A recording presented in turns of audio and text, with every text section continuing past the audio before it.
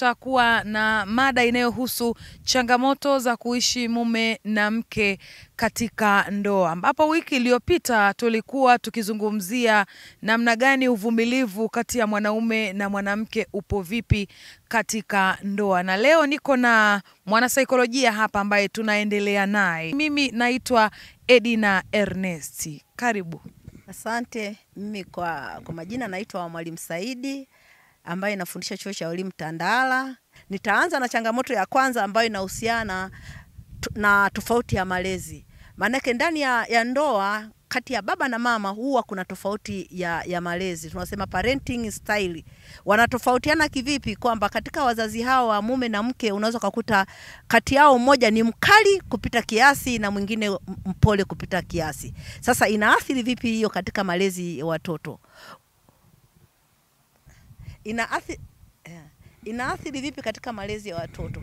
Kwamba mzazi mmoja akiwa mkali kwa watoto, anawafokea watoto, anawakemea watoto wakati mwingine kupita kiasi, mzazi mwingine anasema kwa nini unafanya hivyo? Mbona unawafokea sana watoto? Mbona kila wakati unawakemea watoto? Maana yake tayari hapo inaleta migongano kati ya mume na mke katika kulea watoto. Unaona kabisa tayari inaleta migongano, kwa maana yake mzazi mmoja anatetea mtoto kwamba kwa nini unafanya hivi.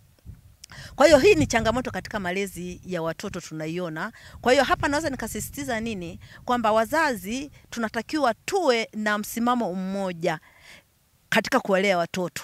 Kwa hiyo kama mzazi mwingine amefanya tofauti, amekuwa mkali kupita kiasi, basi usiseme mbele ya watoto kwamba wewe umezidi ukali, wewe umezidi ukali. Basi tafuta wakati ambao mnaweza mkakaa pamoja ukasema katika lile bwana naona umezidisha.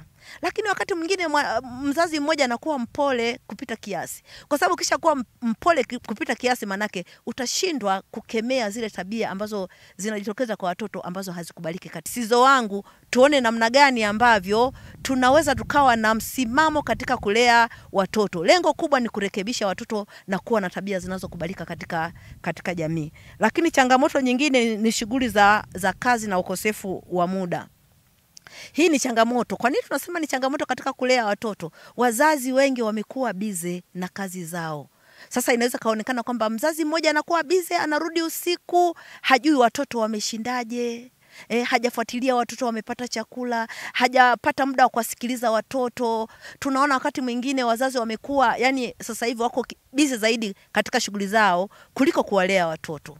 Sasa kwa nini tunaongelea hili? Tunaona kwamba watoto wengi wamefanywa vitendo vya ukatili, watoto wamebakwa, watoto wamefanywa vitendo vya ajabu hata na wasichana wa kazi. Lakini kwa sababu wazazi hawajapata muda wa kuweza kukaa na watoto wao kuwasikiliza, kuona wamekutana na changamoto gani, tumejikuta watoto wetu wamefanywa vitendo vya ajabu sana na hawajatupatia wamefanywa nini, kwa sababu hatujapata ule muda wa kuweza kukaa na watoto wetu. Kwa hiyo mimi naweza nikawasisitiza kama wanasaikolojia, pamoja na ubize wa kazi zetu, hebu tujaribu kufuatilia watoto wetu. Nimeenda kufanya shughuli zangu, nimerudi, nikakaa na watoto wangu na kuwasikiliza, siku ya leo mmepata chakula, siku ya leo umekutana na changamoto gani, au leo unaumwa. Tupate muda huo wa kusikiliza watoto wetu na tuone kama kuna tabia ambazo zimejirekebisha sio nzuri, basi tutapata muda wa kurekebisha watoto wetu. Lakini ninaomba baba, mama, naomba tutenge muda wa kukaa na watoto wetu na kufuatilia tabia za watoto wetu na tusaidiane. Na mara nyingi hili limeonekana kwamba wakina baba hawajawa na muda wa kutosha wa kukaa na watoto. Wakina baba ambao mnanisikiliza, naomba kama ulikuwa unafanya hivyo, hebu jaribu kupata muda kwa siku, masaa kadhaa, hata kama kurudi mapema leo nikakutana na watoto wangu, nikale pamoja na watoto wangu, niwasikilize. Lakini ninachotaka kuambia kwamba na ili watoto waweze kukuambia changamoto, ni lazima uwasogeze karibu. Lazima uonyeshe upendo. Pale unaweza kukuambia hata kama jambo sio nzuri. Wakina mama ndio muda mwingi wamekuwa na watoto, wamelemewa. Na ndio maana wakina baba utakuta hiyo tabia ya mama yako, hiyo tabia ya mamako. Kwa nini wanasema tabia ya mamako? Kwa sababu watoto muda mwingi wana mama, na kama mama ana tabia zisizofaa, basi watoto nao watakuwa na tabia zisizofaa. Kwa hiyo naomba kina baba na kina mama tushirikiane katika kuwalea watoto, tushirikiane kuwasikiliza watoto na kufuatilia watoto wetu mienendo yao ikoje. Kwa hiyo naweza nikasema hiyo ni changamoto ya pili, lakini changamoto nyingine ni msongo wa mawazo. Kwa nini nasema kwamba hii ni changamoto katika kuwalea watoto katika familia? Kwa sababu kama mzazi mmoja atakuwa amelemewa, amebeba mzigo mkubwa katika kulea watoto, lazima atafikia mahali kuwa na changamoto ya nini? Ya msongo wa mawazo, maana kuzidiwa kwa majukumu. Iwe ni mama kwamba anazidiwa na kazi za nyumbani, yeye ndio anatakiwa afue nguo za watoto, yeye ndio anatakiwa awafundishe nidhamu watoto. Huyo mama ndio anatakiwa afuatilie watoto shuleni wamesoma nini. Kwa hiyo unaweza kukuta yale majukumu yakisha mlemea kimzidia, maana wakati mwingine inaweza kumsababishia msongo wa mawazo. Lakini pia wakati mwingine anaweza akapata msongo mawazo kutokana na masuala ya kiuchumi. Kwa nini? Kwa sababu watoto hawa wanahitaji mahitaji mbalimbali. Na wanapopata mahitaji yanayotakiwa, manake pia katika malezi ya watoto wanaweza kawa na uadilifu mzuri, wanaweza kawa na tabia nzuri, wanaweza wakawa na hata kisaikolojia wako vizuri, kwa sababu kila kitu wanatakiwa kukipata. Lakini je, uchumi uko vizuri?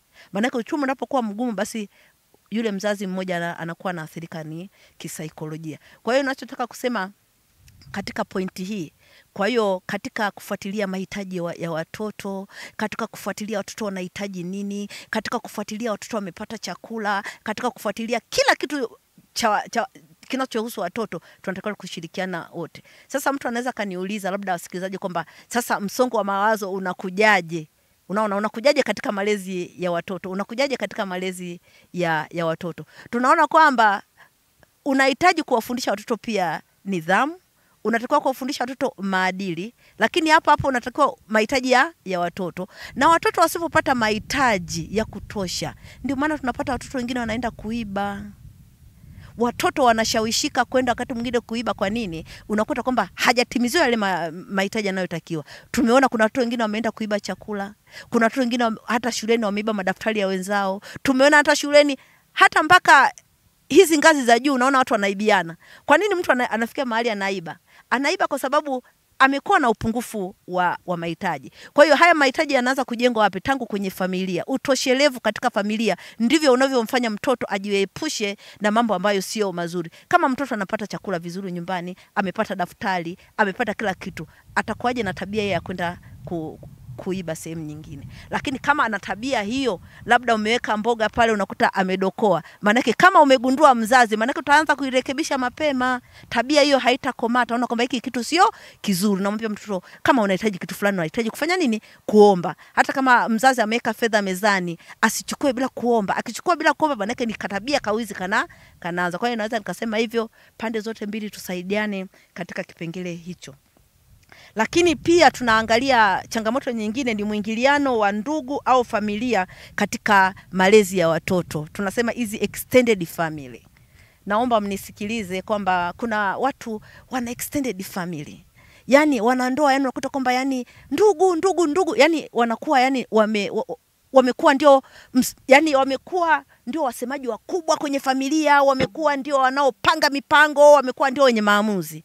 Kwa hiyo wanasema hizi extended families za sisi wa Afrika wakati mwingine zinaweza zikasababisha malezi yakawa sio mazuri kwa watoto. Kwa nini? Wakati mwingine ndugu au wazazi wa pande zote mbili huingilia malezi au maamuzi tofauti katika malezi ya watoto. Kwa hiyo husababisha ugomvi ndani ya familia. Kukisha kuwa na ugomvi ndani ya familia, hata malezi ya watoto yatakuwa ni magumu. Kwa nini? Kwa sababu baba na mama hawaelewani. Hawaelewani kwa nini? Kwa sababu ya ndugu wameingilia kwenye mambo ya ndoa, wameingilia katika mambo ya familia. Kwa hiyo mgogoro ukiwa kwenye familia, hata malezi ya watoto yanaweza kuwa magumu sana. Na migogoro hii ndio husababisha wakati mwingine mafarakano ya wazazi, husababisha kutengana kwa wazazi. Lakini ukiangalia unakuta kwamba chanzo ni ndugu wa upande wa mwanaume au upande wa mwanamke. Na hii tunaona kwamba hawa watu wawili wanandoa wanaweza wakashindwa, wakakosa nguvu za udhibiti katika malezi ya watoto wao. Kwa nini? Kwa sababu tayari utakuta kwamba ndugu wameshasababisha mafarakano katika familia ile, au ndugu walioko nje wanakuja kutoa malezi kwa watoto pale kwenye familia. Kwa hiyo wazazi wanakosa nguvu katika kulea wale watoto. Sasa watoto wamsikilize nani?